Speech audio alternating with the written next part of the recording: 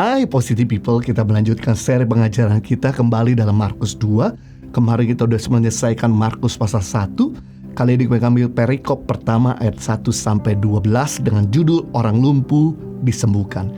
Kemudian sesudah lewat beberapa hari, waktu Yesus datang lagi ke Kapernaum, tersiar kabar bahwa ia ada di rumah.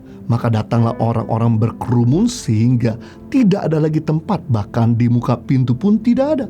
Sementara ia memberitakan firman kepada mereka, ada orang-orang datang membawa kepada seorang lumpuh, digotong oleh 4 orang. Tetapi mereka tidak dapat membawanya kepadanya karena orang banyak itu. Lalu mereka membuka atap yang di atasnya. Sesudah terbuka, mereka menurunkan tilam tempat orang lumpuh itu terbaring. Ketika Yesus melihat iman mereka, berkatalah ia kepada orang lumpuh itu, "Anakku, dosamu sudah diampuni." Ayat 10. Tetapi supaya kamu tahu bahwa di dunia ini Anak Manusia berkuasa mengampuni dosa, berkatalah ia kepada orang lumpuh itu, "Kepadamu kukatakan, bangunlah, angkatlah tempat tidurmu dan pulanglah ke rumahmu." Dan orang itu pun bangun, segera mengangkat tempat tidurnya dan pergi keluar di hadapan orang-orang banyak, sehingga mereka semua takjub. Lalu memuliakan Allah, katanya, "Yang begini belum pernah kami lihat." Dalam perikop ini dikisahkan ada 4 orang yang menggotong teman mereka yang lumpuh ke hadapan Tuhan. Melalui keteladan mereka, kita akan belajar bagaimana menghadirkan mujizat dalam hidup orang lain. Yang pertama, kita perlu peduli untuk berbuat sesuatu bagi orang lain. Peduli artinya kasih yang terwujud, kasih yang terlihat, kasih yang diperagakan. Ketika tersiar bahwa Yesus ada di Kapernaum yang sedang mengajar di sebuah rumah, 4 orang segera membawa temannya yang lumpuh agar Yesus menyembuhkannya. 4 orang ini gak cuek, gak diam aja, gak sibuk dengan urusan pribadinya, melainkan segera menggotong rekannya yang lumpuh dan membawanya kepada Yesus. Mereka seolah-olah tidak mau kehilangan momen saat Yesus hadir di kota mereka.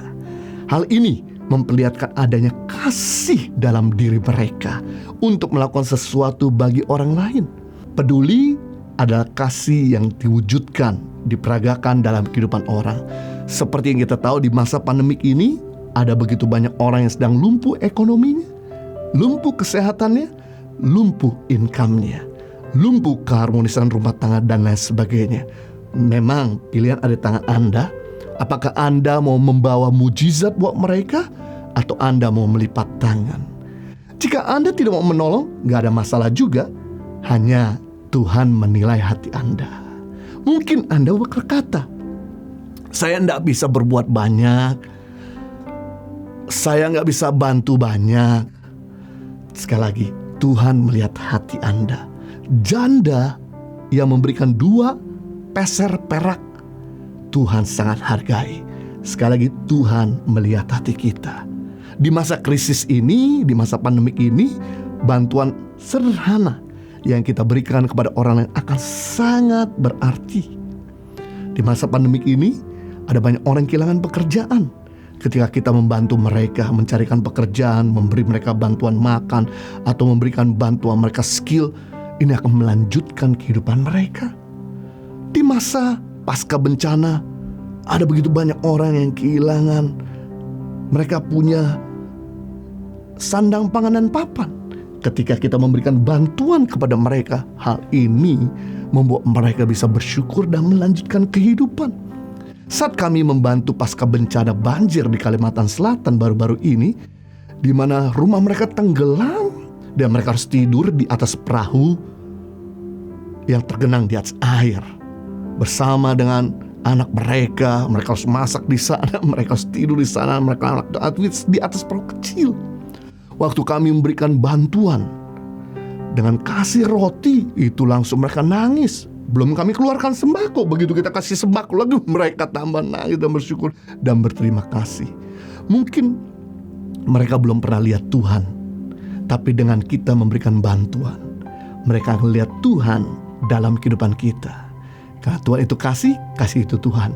Jadi waktu kita mewujudkan kasih-Nya, maka mereka akan melihat Tuhan dan mereka melihat mujizat hadir untuk mereka. Goal kekristenan bukan diberkati, tapi goal kekristenan jadi berkat. Goal kekristenan bukan jadi sukses, tapi goal kekristenan mensukseskan orang lain. Goal kekristenan bukan terima mujizat saja, tapi goal kekristenan membagikan mujizat bagi yang lain. Yang kedua, bagaimana menghadirkan mujizat dalam hidup orang lain? Bekerja bersama-sama. Mereka, si 4 orang ini bekerja bersama-sama untuk menolong si lumpuh. Tidak sulit bagi 4 orang ini untuk menggotong seorang lumpuh. Namun dibutuhkan kerjasama yang baik untuk menurunkan si lumpuh itu dari atap ke ruangan tempat di mana Yesus berada. Yang menarik, untuk menolong 1 orang lumpuh saja mereka perlu bekerja bersama-sama. Karena mereka sadar mereka punya keterbatasan. Sadarilah bahwa kita manusia punya keterbatasan. Kita punya keterbatasan dalam waktu, tenaga, dan harta. Namun jangan sampai karena kita melihat keterbatasan diri kita sendiri menghalangi kita untuk menolong orang. Itu sebabnya marilah kerjasama. Jika Anda mampu menolong orang sendirian, puji Tuhan, jalani, jangan diam, jangan pasif. Namun kalau Anda tidak mampu melakukan sendiri, mari lakukanlah bersama-sama dengan yang lain. Biasanya kami Tangan Pengharapan, kalau ada bencana alam, kami turun langsung. Di masa pandemik ini, kami nggak bisa turun langsung kecuali daerah Jabodetabek yang terjangkau oleh darat. Tapi kalau di luar pulau Jawa, kami nggak bisa terbang ke sana. Yang kami lakukan adalah kami menghubungi rekan-rekan yang kami kenal di daerah. Dan kemudian kami minta tolong untuk mereka bisa membantunya. Tentu kami akan memberikan persembahan buat mereka. Dan mereka membantu untuk mengkonekkan toko supplier, sehingga kami bisa langsung transfer ke toko supplier dananya. Dan mereka tinggal pick up. Dan mereka harus membawa sembako tersebut dengan didampingi oleh polisi. Karena pada masa pasca bencana bisa banyak sekali bajing loncat atau penjarahan. Dan mereka udah kenal medan di sana. Dan puji Tuhan, perjalanan sukses sehingga bantuan tersebut bisa diterima oleh 1.500 orang yang dimana mereka membutuhkan bantuan ketika masa pasca bencana. Mereka berkata, jarang sekali bantuan sampai di tempat kami. Di Sulawesi Barat banyak bajing loncat penjarahan. Di Kalimantan Selatan harus pakai longboat yang lama untuk sampai hadir di rumah-rumah mereka. Justru dengan kerjasama kita bisa melakukan lebih banyak, lebih besar. Pekerjaan berat akan jadi ringan ketika kita bekerja bersama-sama. Pekerjaan banyak akan jadi tidak banyak ketika kita mampu bekerja bersama-sama. Pekerjaan lama akan jadi cepat ketika kita kerja bersama-sama. If you walk alone, you walk faster. But if you walk together, you walk further. Kalau Anda jalan sendirian, memang Anda berjalan cepat. Waktu Anda berjalan bersama-sama, Anda berjalan lebih jauh. Perkara besar, jauh, dan mahakarya kita bisa lakukan ketika kita mau kerjasama dengan yang lain. Rendah hatilah. Kita ini gak sempurna tanpa yang lain. Justru kita dilengkapi jadi sempurna karena yang lain. Banyak organisasi merasa bahwa dia bisa melakukan semuanya serba sendiri. Saya teringat baru-baru ini ada satu organisasi yang coba beri bantuan talang air untuk masyarakat yang kekeringan di Nusa Tenggara Timur. Karena mereka gak mengenal medannya, akhirnya mereka coba cari-cari jalan dan mereka ketemu orang yang salah. Akhirnya bantuan yang mereka salurkan disunat dan dimakan sama orang itu. Gak jadi talang air. Mereka kecewa dan berkata, aku gak mau lagi bantu daerah itu, percuma. Coba seandainya kerja sama-sama yang lain. Apalagi kami sudah juga bertahun-tahun di sana. Kami sadari setiap kali kami masuk daerah baru, kami selalu coba kerjasama dengan organisasi di sana, orang lokal di sana, kepala desa di sana, bahkan sekolah lokal di sana, sebagainya. Ketika kita mulai bekerja bersama-sama, we will achieve more. Kita akan menggapai hal-hal yang besar. Yang ketiga, bagaimana menghadirkan mujizat dalam kehidupan orang? Tidak mudah menyerah. Ketika mereka mengetahui tempat Yesus mengajar sudah penuh orang, mereka tidak menyerah. Mereka tidak give up. Mereka gak kembali ke rumah, tapi mereka cari cara agar temannya yang lumpuh ini bisa ketemu Yesus dan bisa sembuh. Mereka putar otak dan mereka naik ke atap rumah, bongkar atap rumah orang itu dengan satu konsekuensi, berarti mereka harus perbaiki, mereka harus ganti rugi rumah orang itu yang telah dibongkar. Dan kemudian mereka naikkan orang yang lumpuh itu ke atap rumah dan menurunkannya. Di tengah-tengah Yesus sedang mengajar.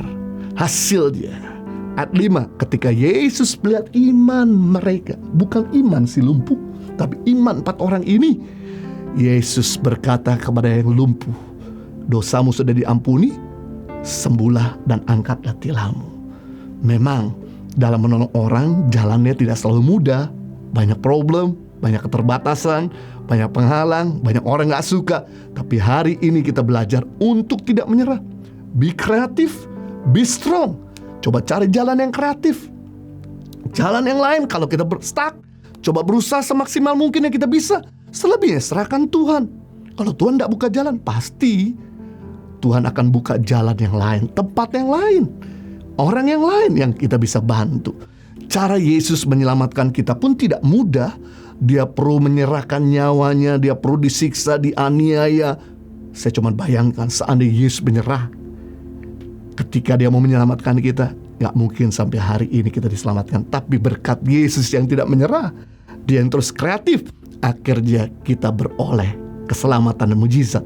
Hal yang sama kalau kamu menghadirkan mujizat, be kreatif, be strong, janganlah menyerah untuk membantu orang. Konsisten terus, kita akan lihat perubahan terjadi dalam mereka. Kita belajar bagaimana menghadirkan mujizat dalam kehidupan orang. Yang pertama, peduli untuk membuat sesuatu bagi orang lain.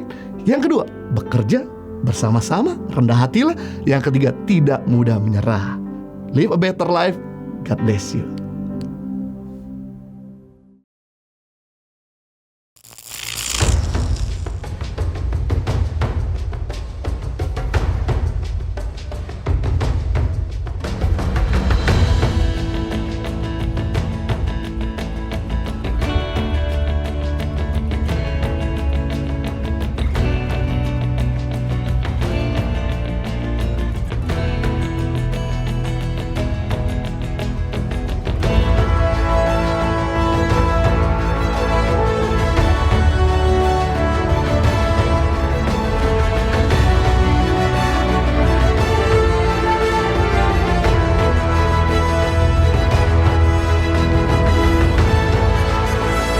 Suka duka, perjuangan guru tangan pengharapan dalam membangun pendidikan di pedalaman Indonesia.